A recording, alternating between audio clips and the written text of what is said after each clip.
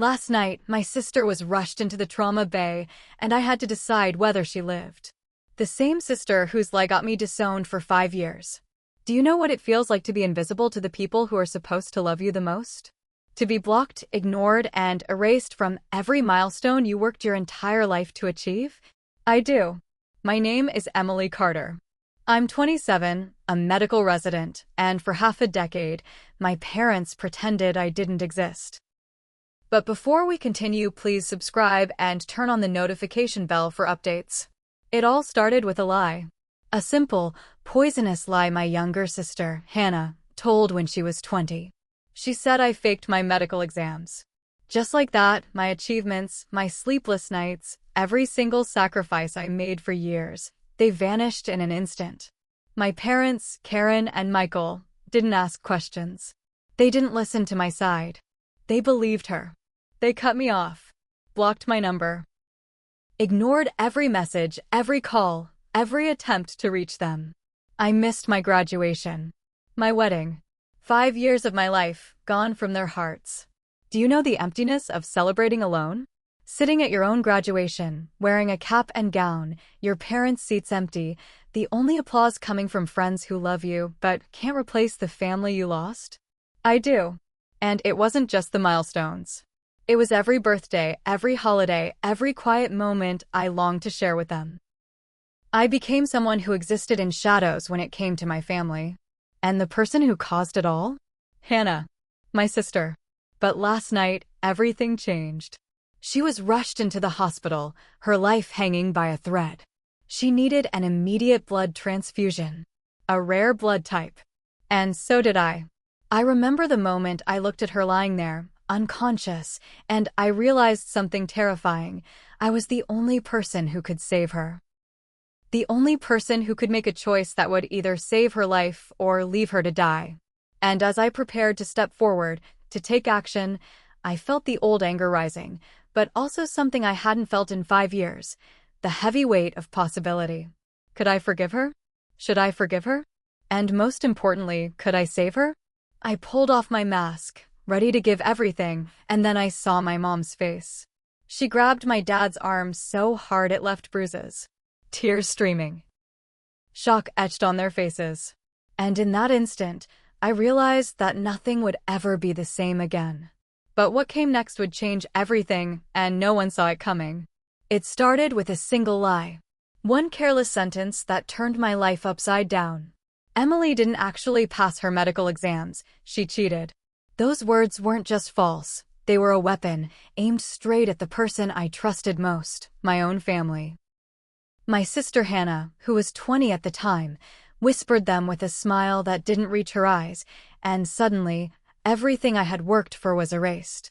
I was 22, exhausted from endless nights of studying, surviving on little more than coffee and determination.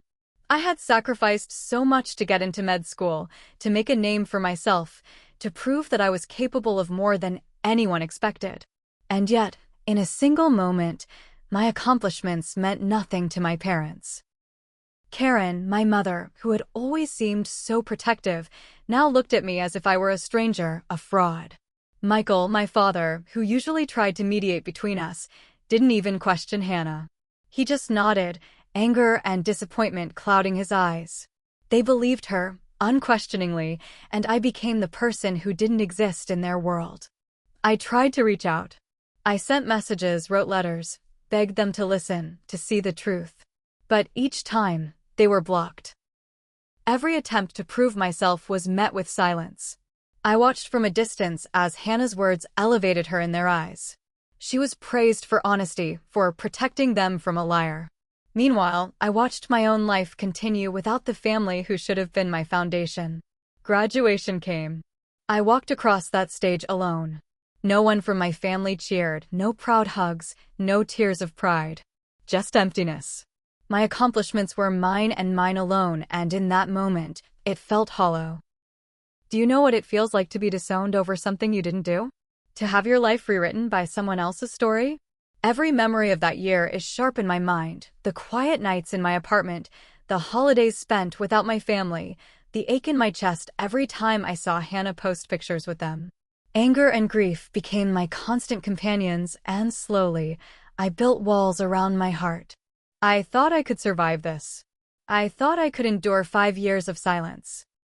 But I never imagined that the sister who caused me so much pain would one day lie in a hospital bed, fighting for her life, and that I would be the one who held the power to save her. And as I looked at the trauma report and realized she needed a rare blood transfusion, one that only I could provide, I knew something that terrified me: forgiving her, saving her, moving forward. It all depended on a single choice I had to make in that moment. But could I set aside 5 years of betrayal and heartbreak? Or would the weight of the past make this decision impossible? 5 years passed.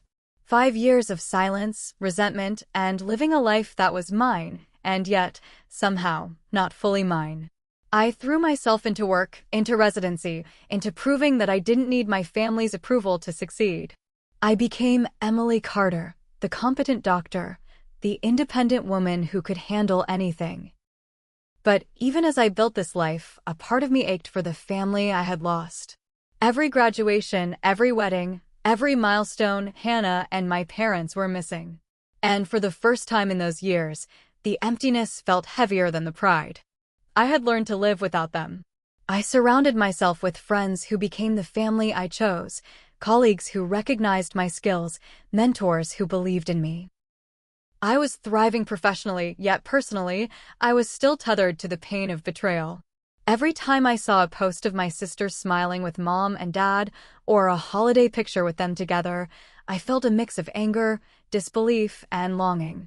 How could she lie so casually, knowing it would erase me from the people who mattered most? And then, last night, it all changed. The call came while I was on shift in the hospital mid-residency. A trauma patient was being rushed in. Severe accident, critical condition. The name flashed across my phone and I froze. Hannah Carter. My heart stopped. My mind raced. This was the sister who had destroyed my life, the one who had shattered every bond one had with my parents. And now, she was lying unconscious on a stretcher, fighting for her life. The hospital staff briefed me quickly. She needed an immediate blood transfusion. Her blood type? Rare. Mine? Rare. The realization hit me like a punch. I was the only match. I was the only one who could keep her alive. My hands trembled as I glanced at the monitors, my thoughts a chaotic swirl of anger, betrayal, duty, and disbelief. Could I save her? Should I save her? The past 5 years screamed in my mind, all the milestones I had shared alone, the pain, the loneliness. And yet, there she was, helpless, and it was in my hands to decide.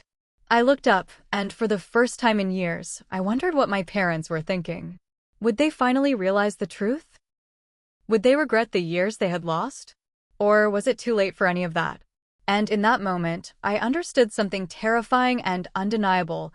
Life sometimes forces us to confront the people who hurt us the most, and sometimes, it demands that we choose between anger and survival. As I prepped the transfusion, I realized that this wasn't just a medical decision. It was personal. It was emotional. It was history colliding with the present, and it was only beginning. But standing over her, staring at the monitors, I knew one thing: the next few minutes would define everything. And I wasn't sure if I was ready for what came next. I stood over her, gloved hands poised, heart hammering against my chest. Hannah lay unconscious on the trauma bay stretcher, machines beeping, monitors flashing, life hanging by a thread. I had spent 5 years angry at her, 5 years imagining 100 ways to confront her, to make her feel the consequences of her lies. And now, all of that didn't matter. Because she needed me. And I alone could save her. The moment the blood transfusion kit was handed to me, I felt a weight I hadn't anticipated. This wasn't just medicine. This was power. The power to save or to withhold. The power to forgive or to punish. My parents, who had doubted me for years, were watching from the corner of the room, faces pale, arms crossed, eyes wide with shock. Karen grabbed Michael's arm so tightly that it left bruises. For the first time, they realized the truth. The daughter they had disowned was the one who could keep their other daughter alive. I looked at Hannah's pale face, at the small rise and fall of her chest, and memories flooded me. Graduation alone. My first apartment without family. Holidays spent in silence. Weddings I celebrated with friends because they refused to see me as their daughter. And here she was, the one who caused it all, lying helpless, her life literally in my hands. My hands. Could I forgive her? I asked myself the question over and over, but it didn't matter. Medicine doesn't wait for grudges. I started the transfusion, the rare blood flowing into her veins. Every drop was a reminder of the years I had lost, of the anger I had carried, of the life she might have taken from me by destroying my relationship with my parents. Yet, at the same time, it was a symbol of control, of choice, of compassion, even when my heart screamed otherwise. The room was tense. Colleagues whispered instructions, monitors beeped erratically, and I fought to focus on the rhythm of the transfusion. My parents were silent now, tears streaming down Karen's face, Michael stiff but trembling. They didn't say a word, but their expressions were confession enough. They had been wrong. So wrong. And for 5 years, they had hurt me more than Hannah ever could. As the transfusion neared completion, I realized something terrifying and humbling at the same time. Forgiveness isn't a switch. It's a decision repeated moment by moment, action by action. I had chosen to save her life, but that didn't mean the past disappeared. It only meant that life had demanded a confrontation with it. And then, just as the monitors began to stabilize, a sudden alarm rang out. My heart skipped a beat. Something wasn't right.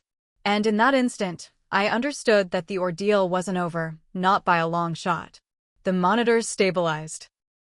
Hannah's chest rose and fell steadily, and for the first time in 5 years, I allowed myself to breathe. She was alive.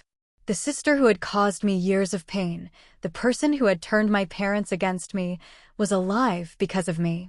And in that moment, I felt something I hadn't expected, a strange, complicated relief. Relief that she would survive. Relief that I had acted, despite every ounce of anger I had carried. Relief that, for the first time in half a decade, my family had to look at me for who I truly was. Karen clutched Michael's arm, trembling, her tears leaving marks on his sleeve.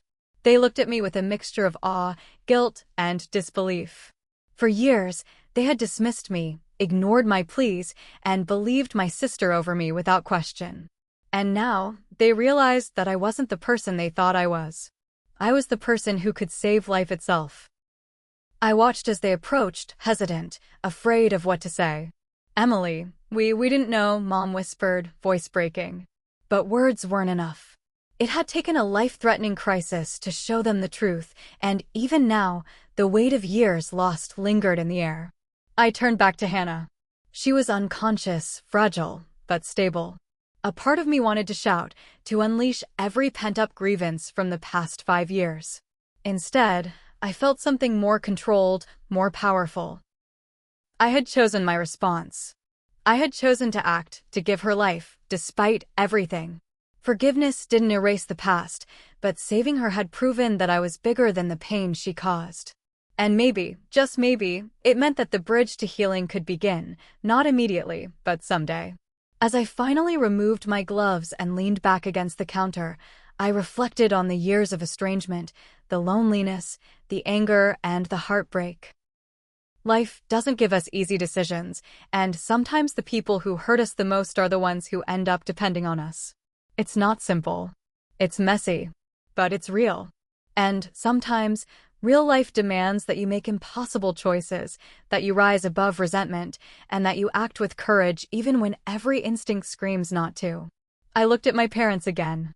They were silent, humbled, bruised by both their emotions and the realization of their mistakes. And I knew, without a word, that this night had changed everything. It wouldn't erase the past 5 years, but it had created a chance for truth, acknowledgement, and maybe, eventually, reconciliation.